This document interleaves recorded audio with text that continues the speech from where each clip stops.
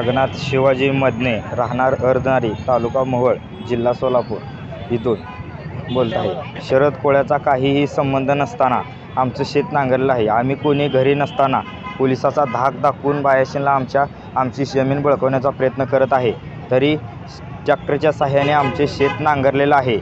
तरी कांदा, मिरच्या, मका आणि ट्रॅक्टरच्या तासात एक शिर्डी मारलेली आहे। अशाप्रमाणे आमचं नुकसान केलेलं आहे। त्यांचा आमचा काही कुठलाही संबंध नसताना आमची शेती बळकवण्याचा प्रयत्न करत आहे।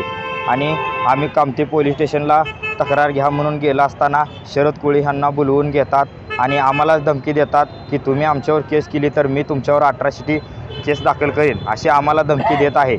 आणि तुम्ही इथून केस करून जर पोलीस स्टेशनमधून बाहेर गेला तर तुम्हाला गाडी खाली घालून जीव मारून टाकणार आहे, अशी आम्हाला धमकी देत आहे। वारंवार सारखा आमच्या शेतात येऊन आम्हाला धमकी देत आहे आणि आम्हाला म्हणत आहे की उद्धव ठाकरे साहेबांचा आमच्यावर हात असल्यामुळे मला कोणी काही करू शकत नाही, मी अशीच जमीन तुमची बळकावणार आहे, अशी आम्हाला वारंवार धमकी देत आहे। तुम्ही जर कुठे गेला आहे तर तुम्हाला जीव मारेल, अशी आम्हाला धमकी देत आहे। संगीता शिवाजी मदने, राहणार अर्धनारी, तालुका मोहोळ। शरद कोळ्याचा काही संबंध नसताना आमच्या शेतामध्ये येऊन आम्हाला धमकी देतोय। आमचं सगळे गडी माणूस घरात नसताना आम्हाला धमकी देतोय। त्याचा काही सुद्धा संबंध त्यात नाही।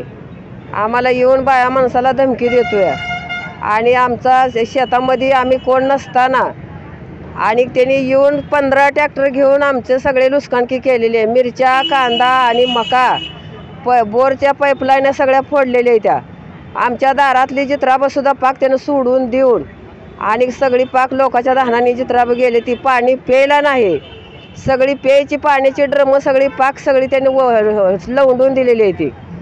आणि त्यानं आम्हाला धमकीसारखा देतोय, तुमची घरं पेटवतो, जाळतो असा म्हणतोय।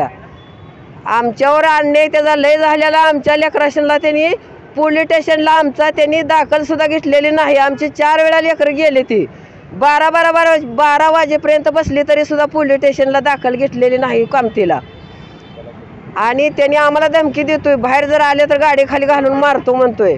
माझ्या लेकराशीनला त्याच्यापासून धोका आहे, आम्हाला त्याच्यापासून धोका आहे। त्याच्यावर कारवाई झालीच पाहिजे। ह्याची न्याय झाल्याशिवाय मी इथनं उठत नाही, नाहीतर मी जीव द्यायला तयार आहे ह्याच्यासाठी। आमच्या 4थ्या पिढीला ही आमची जमीन आलेली आहे, त्याचा ह्यात काय संबंध नाही। आमची भाऊभाऊकी आम्ही बघून घेऊ, त्या शरद कोळ्याचा आमच्या शेतामध्ये काही सुद्धा विषय नाही।